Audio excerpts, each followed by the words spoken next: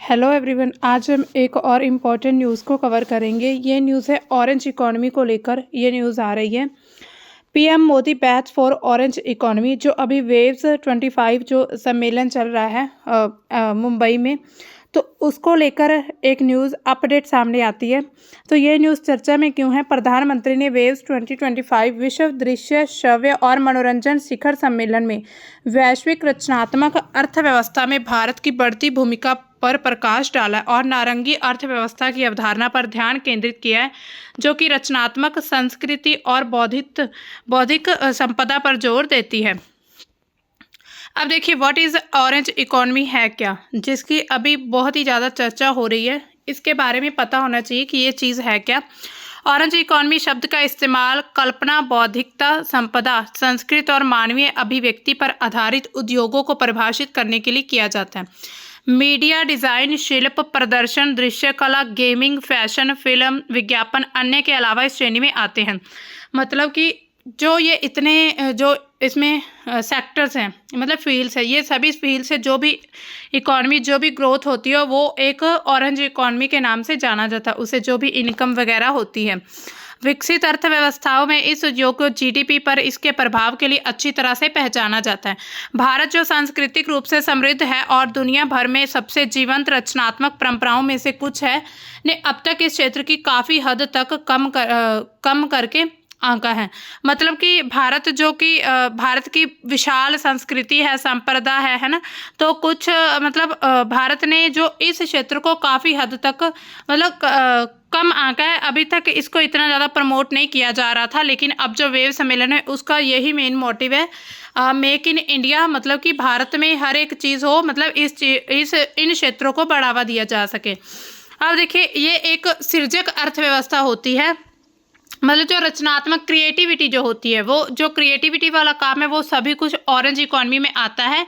जो लोग क्रिएटिविटी करते हैं किसी भी क्षेत्र में, मूवी में करते हैं या फिर किसी टेलीविज़न में, वीडियो गेम्स में, कोई संगीत में करते हैं, कुछ भी मतलब कला हो गई, रंगमंच हो गया, कुछ नाटक हो गया, ये सभी क्या क्रिएटिविटी है। तो ये सब कुछ ऑरेंज इकॉनमी में ही आता है। अब देखिए, सृजक अर्थव्यवस्था को नारंगी अर्थव्यवस्था क्यों कहा जाता है? नारंगी अर्थव्यवस्था शब्द पहली बार कोलंबिया के राष्ट्रपति, जो पहले राष्ट्रपति रह चुके हैं, इवान ड्यूक मार्कस, और पूर्व संस्कृत मंत्री जो थे फेलिप बुट्रैगो द्वारा बनाया गया था। यह एक ऐसा रंग है जो रचनात्मक, धार्मिक, सांस्कृतिक क्षेत्रों में संस्कृतियों में प्रतिध्वनित होता है। मतलब कि ये ऐसा कलर है, ऑरेंज कलर, आप देखिए इसको ऐसे माना जाता है कि ये रचनात्मक, क्रिएटिविटी, धार्मिक और संस्कृत क्षेत्रों को ये मतलब कि रिप्रेजेंट करता है। बुइट्रैगो कहते हैं कि जब आप दृश्य श्रव्य, मतलब देखना और सुनना, फिल्म निर्माण, टेलीविज़न, वीडियो गेम, संगीत के सभी रूपों के साथ साथ शिल्प, दृश्य कला, रंगमंच और साथ ही डिज़ाइन, फैशन, संचार की डिजिटल अभिव्यक्तियों जैसी गतिविधियों के बारे में सोचते हैं, तो आप किसी ऐसी चीज़ के बारे में बात कर रहे होते हैं जो विभिन्न रूपों में हमारी पहचान का प्रतिनिधित्व करती है। मतलब इन सभी से जो व्यक्ति मतलब रिप्रेजेंट होता है, इन सभी उसके अलग अलग माध्यम हो सकते हैं, जैसे कि दृश्य श्रव्य, देखना और सुनना, फिल्म निर्माण में, टेलीविज़न, गेमिंग में, फैशन डिज़ाइन में, संचार के और जो भी डिजिटल मोड यूज़ किए जाते हैं, उन्हीं सभी को लेकर। अब देखिए, ऑरेंज इकॉनमी के फ़ायदे क्या हैं? मतलब किसी भी देश की अगर ऑरेंज इकॉनमी डेवलप्ड होगी तो उसके फ़ायदे क्या रहेंगे? सबसे पहले होगा आर्थिक विकास। अगर कोई भी इकॉनमी अगर बढ़ती है तो उससे क्या होता है? पैसा बढ़ता है। मतलब कि इकॉनमी जो फाइनेंशियली कंडीशन होती है किसी भी कंट्री की, वो बहुत अच्छी हो जाती है। तो आर्थिक विकास में क्या होता है कि रचनात्मक उद्योग, रोजगार सृजन होते हैं। मतलब कुछ ऐसे रोजगार मिलते हैं लोगों को जो कि जीडीपी में योगदान देते हैं। ये उद्योग छोटे मध्यम उद्यमों को बढ़ावा देते हैं, जिससे स्थानीय अर्थव्यवस्था मजबूत होती है। अब मान लीजिए किसी ने कोई फिल्म बनाना शुरू किया है ना, मान लेते हैं कि फिल्म बनाना शुरू किया, तो इससे क्या होगा? जो लोग इस फिल्म में काम करेंगे उनको क्या होगा? रोजगार मिलेगा। अब देखिए, रोजगार सृजन क्या है? ऑरेंज इकॉनमी में जो डिज़ाइनर, कलाकार, लेखक, फिल्म निर्माता पेशेवरों के लिए रोजगार के अवसर मिलते हैं। सांस्कृतिक संरक्षण होता है। मतलब ये कोई भी किसी भी क्षेत्र की जो संस्कृति या रीति रिवाज है, जो भी उनके जो परंपराएं हैं और कला है उसको बढ़ावा मिलता है, जिससे संस्कृति विरासत का संरक्षण होता है। मतलब इससे क्या होता है कि संस्कृति उसको संभाल कर रखा जा सकता है। नवाचार और प्रौद्योगिकी मतलब रचनात्मक उद्योग, डिजिटल प्रौद्योगिकी जिसमें AI आता है, आर्टिफिशियल इंटेलिजेंस और अन्य नवाचारों के साथ मिलकर नए उत्पाद और सेवाएं विकसित करते हैं।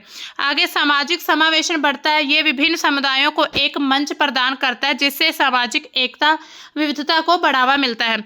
पर्यटन को बढ़ावा मिलता है, इससे सांस्कृतिक आयोजन, कला प्रदर्शनियों, रचनात्मक उत्पाद पर्यटकों को आकर्षित करते हैं, जिससे पर्यटन उद्योग को लाभ होता है।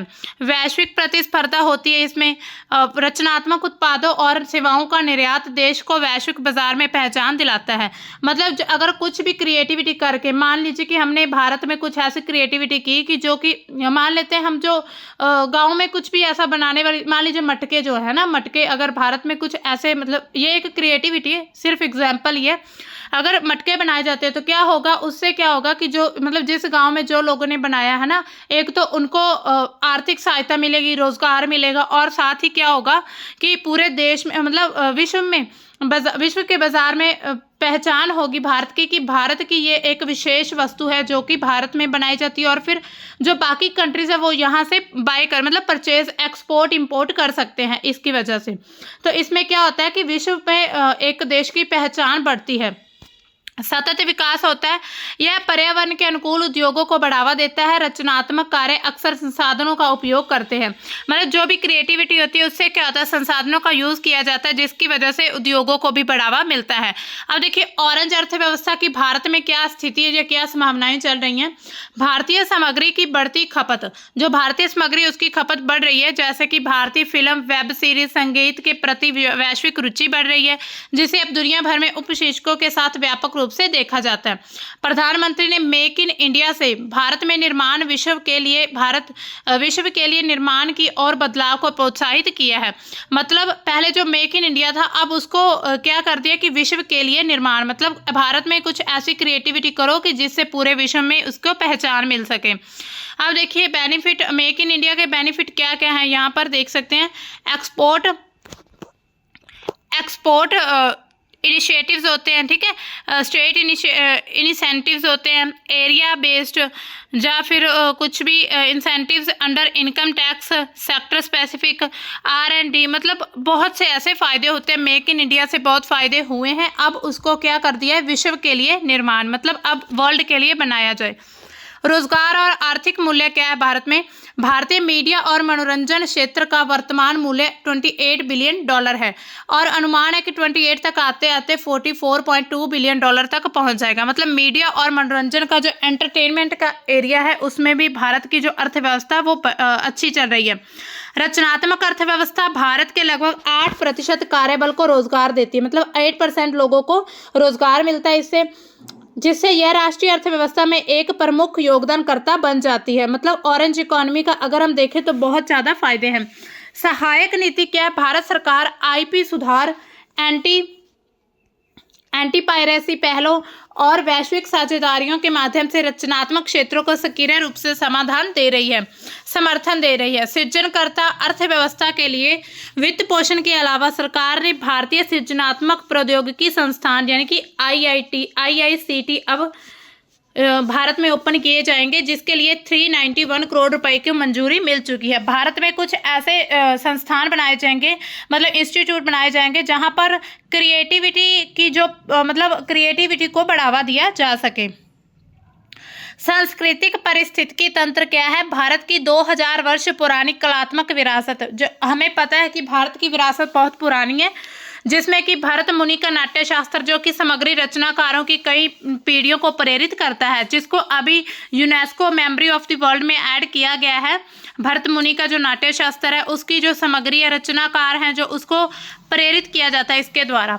सॉफ्ट पावर और वैश्विक प्रभाव क्या है, हाल ही के दिनों में राज कपूर और सत्यजीत रे से लेकर AR रहमान, SS राजमौली भारत की रचनात्मक प्रतिभा ने वैश्विक प्रशंसा अर्जित की है। मतलब पूरे विश्व में इनकी वाहवाही हो रही है और इनकी बहुत लोग इनको बहुत सुनना पसंद करते, देखना पसंद करते हैं, जिससे भारत की संस्कृति कूटनीति और मजबूत हुई है।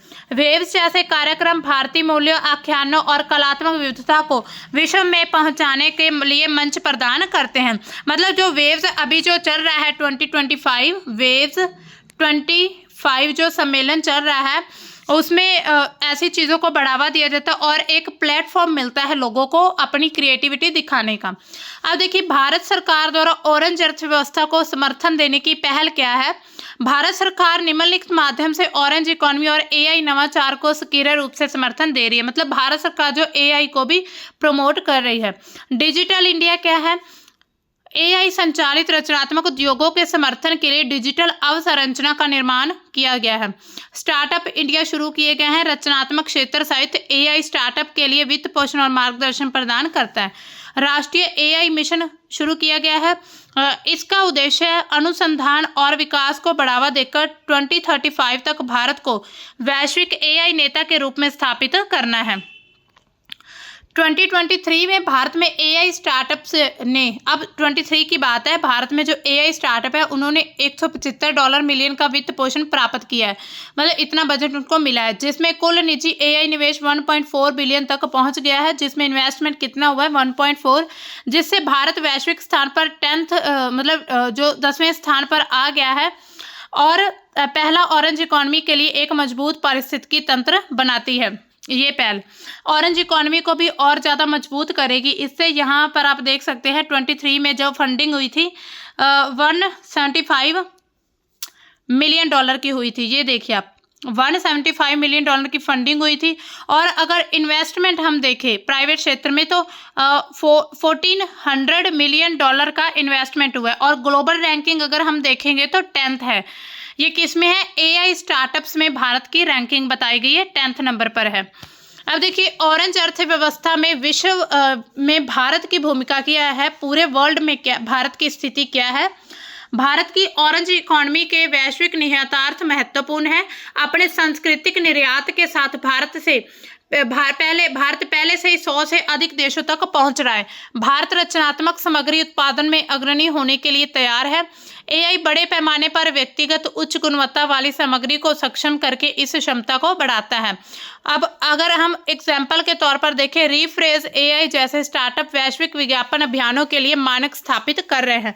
मतलब रीफ्रेज एआई जो भारत में शुरू किया गया है, वैश्विक स्तर पर रचनात्मक अर्थव्यवस्था में पर्याप्त वृद्धि होने का अनुमान है। मतलब ऐसा माना जा रहा है कि ऑरेंज इकोनॉमी भारत की मतलब बढ़ने की तादाद पर है, मतलब बहुत बढ़ेगी इससे, जिसमें 2030 तक जनरेटिव एआई संभावित रूप से सालाना $4.4 ट्रिलियन जोड़ देगा। भारत का विशाल प्रतिभा पूल सहायक नीतियां, अभिनव स्टार्टअप इस वृद्धि का एक महत्वपूर्ण हिस्सा है। मतलब भारत की जो ऑरेंज इकोनॉमी है उसको बढ़ाने में बहुत ज़्यादा जोर दिया जा रहा है और आगे आने वाले समय में ये बढ़ सकती है। अब देखिए, वेव्स समिट है क्या, जिसमें इसकी बात हो रही है। वेव्स विश्व दृश्य, श्रव्य और मनोरंजक शिखर सम्मेलन भारत सरकार द्वारा मीडिया और मनोरंजन क्षेत्र में नवाचार, विनियमन और निवेश को बढ़ावा देने के लिए आयोजित किया गया। इसका नोडल मंत्रालय, मतलब किस मिनिस्ट्री ने ये चीज़ लॉन्च की है, ये चीज़ शुरू किया है, सूचना एवं प्रसारण मंत्रालय ने। वेव्स 2025 के लिए टैगलाइन क्या है, क्रिएटर्स को जोड़ना, देशों को जोड़ना। और इसका उद्देश्य क्या है, भारत को बौद्धिक संपदा यानी कि आईपी सृजन, मीडिया, नवाचार और सांस्कृतिक आदान प्रदान के लिए वैश्विक केंद्र के रूप में स्थापित करना। वेव्स अंतर्राष्ट्रीय मंच पर भारत की समृद्ध सांस्कृतिक विरासत, रचनात्मक क्षमताओं को प्रदर्शित करके भारत की सॉफ्ट पावर को मजबूत करता है। तो आप देख सकते हैं, कंटेंट, क्रिएटिविटी और कल्चर, ये इकोनॉमी, ऑरेंज इकोनॉमी की 3 धुरी है। तो पीएम नरेंद्र मोदी कहते हैं कंटेंट को बढ़ावा देना है, क्रिएटिविटी को और कल्चर को। तो इससे क्या होगा कि जो ऑरेंज इकोनॉमी है वो खुद बढ़ जाएगी अगर इनको बढ़ाते हैं तो। अब देखिए, मीडिया एंड एंटरटेनमेंट भारत की क्या स्थिति है, आप देख सकते हैं 2019 में इतनी मार्केटिंग हुई थी, 22 में, 23 में, 24 में और 25 में। अगर 26 की ये अंदाजा लगाया जा रहा है कि 26 तक इतनी हो गई 37.20 जो इसकी हो जाएगी बिलियन डॉलर में इसकी जो इन्वेस्टमेंट हो जाएगी। अब देखिए share of major industry segments, मतलब जो भी इंडस्ट्रीज इसमें शेयरिंग किन किन कर रहा है मीडिया एंटरटेनमेंट में, ये बताया गया है यहाँ पर। आगे देखिए मेजर सेगमेंट्स जो 26 का अभी से ही प्लान किया जा चुका है। अब देखिए एडवर्टाइजिंग रिवेन्यू कितना है 2024 का, अगर हम देखें तो 4.94 है और 5.42 है सब्सक्रिप्शन रिवेन्यू। और एड रिवेन्यूज मतलब एड वगैरह जो होती है उससे कितनी इनकम हो रही है 4.94 बिलियन, और अगर जो सब्सक्रिप्शन है उससे 5.42 बिलियन, मतलब कुछ खास फर्क नहीं है लेकिन फिर भी 1 बिलियन का फर्क है इसमें। अब देखिए OTT वीडियो जो है India OTT video services, video on demand and live market, मतलब कितना उनका हो रहा है, इससे कितनी इकॉनमी बढ़ रही है 2024 की अगर हम बात करें 4.1 बिलियन डॉलर, और अगर हम 27 की बात करें तो 27 में 7.0 बिलियन डॉलर तक बढ़ जाएगी इसकी जो भी वीडियो सर्विस है, उससे जो भी मार्केटिंग से पैसा होता है उसकी बात की जा रही है यहाँ पर। आगे देखिए रचनात्मक अर्थव्यवस्था को मजबूत करने के लिए क्या सिफारिशें, मतलब क्या नीतियां बनाई जा सकती हैं। सबसे पहले हम बात करते हैं संयुक्त राष्ट्र स्तर पर, मतलब जो यूनाइटेड नेशंस हैं उनके लेवल पर क्या कुछ बनाया जा सकता है। व्यापार विकास और नवाचार की राष्ट्रीय और क्षेत्रीय प्रणालियों के चालक के रूप में सांस्कृतिक और रचनात्मक उद्योगों को केंद्रीकृत करने के लिए प्रतिबद्ध और योगदान देना। वैश्विक असमानता कि ऐतिहासिक अंतर्निहित गहरी जड़ें वाली प्रकृति को पहचानना, स्वीकार करना, संबोधित करना, विशेष रूप से जब यह सांस्कृतिक, रचनात्मक और तकनीकी प्रणालियों के विकास, व्यापार के वैश्वीकरण के साथ उनके संबंधों से संबंधित हों। रचनात्मक और तकनीकी क्षेत्रों के सामाजिक और विकास लाभों पर अधिक जोर देना, मतलब इसका मेन मोटिव यही है ऑरेंज इकोनॉमी का कि क्रिएटिविटी के थ्रू इकोनॉमी को बढ़ावा दिया जा सके। विकासशील और कम विकसित देशों में रचनात्मक उद्योगों से उभरने वाली जो सामग्री संसाधनों समाधानों के विकास, व्यवसायीकरण के वित्त पोषण के उद्देश्य से एक नवाचार निधि को पंजीकृत करने के लिए समर्थन को बढ़ावा देना। संयुक्त राष्ट्र सचिवालय ने इस क्षेत्र में कार्यों को सुदृढ़ करना ताकि देशों को उनके संबंधित व्यापार और विकास लक्ष्यों को अधिकतम करने के लिए उनके रचनात्मक उद्योगों को पोषित करने के प्रयासों में सहायता मिल सके। अब देखिए किसी देश के स्तर पर क्या किया जा सकता है। सांस्कृतिक और रचनात्मक उद्योगों को विकास के स्तंभ के रूप में मान्यता देना, रचनात्मकता के पोषण को तकनीकी नवाचार की राष्ट्रीय क्षेत्रीय प्रणालियों के निर्माण के लिए केंद्रीय मानना, मतलब संस्कृति रचनात्मक उद्योग है उनको विकास, उनकी डेवलपमेंट करना, ठीक है, उनको फिर मान्यता देना, और जो भी इसके पोषण को तकनीकी नवाचार, मतलब जो भी इसे ज़रूरत है जिस भी समर्थन की वैसा समर्थन दिया जाए। रचनात्मक उद्योगों के विचार को उन तरीकों से पुनः संकल्पित करना जो कि विकासशील देशों की अद्वितीय राष्ट्रीय और क्षेत्रीय वास्तविकताओं पर विचार करते हैं, जिसमें यह समझ भी शामिल है कि राष्ट्रीय और क्षेत्रीय वित्त पोषण, उद्यम विकास, पारिस्थितिकी तंत्र को विचार, सामग्री सृजन, समाधान, स्वदेशी प्रौद्योगिकी प्लेटफॉर्म, उद्भव और व्यवसायीकरण को सुविधाजनक बनाने के लिए डिज़ाइन किया जाना चाहिए, मतलब कि सुविधा के अकॉर्डिंग ही डिज़ाइन की जानी चाहिए हर एक चीज़। लोगों की रचनात्मक कल्पना जो है और उभरती डिजिटल प्रौद्योगिकियों द्वारा प्रेरित सांस्कृतिक और रचनात्मक उद्योगों के विकास को बढ़ावा देने, पोषित करने के लिए एक राष्ट्रीय निकाय का गठन और समर्थन करना। रचनात्मक क्षेत्र और डिजिटलीकरण के क्षेत्र में अनुसंधान और विकास के लिए सरकारी, शैक्षणिक और निजी क्षेत्र की साझेदारी को बढ़ावा देना या समर्थन करना। तो ये सभी काम देश स्तर पर होते हैं। अगर हम शैक्षणिक स्तर पर मतलब एजुकेशन लेवल पर देखें क्या नीतियां बनाई जा सकती हैं, ऐसे प्रोजेक्ट शुरू करने चाहिए जो कि विकासशील देशों में डिजिटल क्रिएटिव वस्तुओं को बढ़ावा दें और उनको अच्छे से मतलब बेहतर ढंग से समझने में मदद करें। रचनात्मक अर्थव्यवस्था में मतलब ऑरेंज इकोनॉमी में सेवाओं में मोड 3 व्यापार का योगदान शोध का एक नया क्षेत्र है। मोड 4 जिसमें क्या आता है, प्राकृतिक व्यक्तियों की आवाजाही के माध्यम से सेवाओं का निर्यात करना, मतलब अगर कोई भी सेवा मतलब सर्विस देनी है तो वो व्यक्तियों की आवाजाही के थ्रू देनी चाहिए, फिर भी उनकी आर्थिक प्रासंगिकता के कारण वे किसी भी दूरदर्शी रणनीति में उल्लेख के हकदार हैं। मोड 3 शायद विकसित अर्थव्यवस्थाओं के लिए, मोड 4 विकासशील लोगों के लिए अधिक प्रासंगिक है, लेकिन एक बार फिर चीज़ें तेजी से बदल रही हैं। डिजिटल रचनात्मक उत्पादों और सेवाओं को अपने मापने और डेटा संग्रहण विश्लेषण पर भी अधिक शोध किए जाने की आवश्यकता है। घरेलू उद्योगों में परिवारों द्वारा रचनात्मक उत्पादों का उपयोग विकास के दृष्टिकोण से शुद्ध निर्यात से अधिक महत्वपूर्ण है।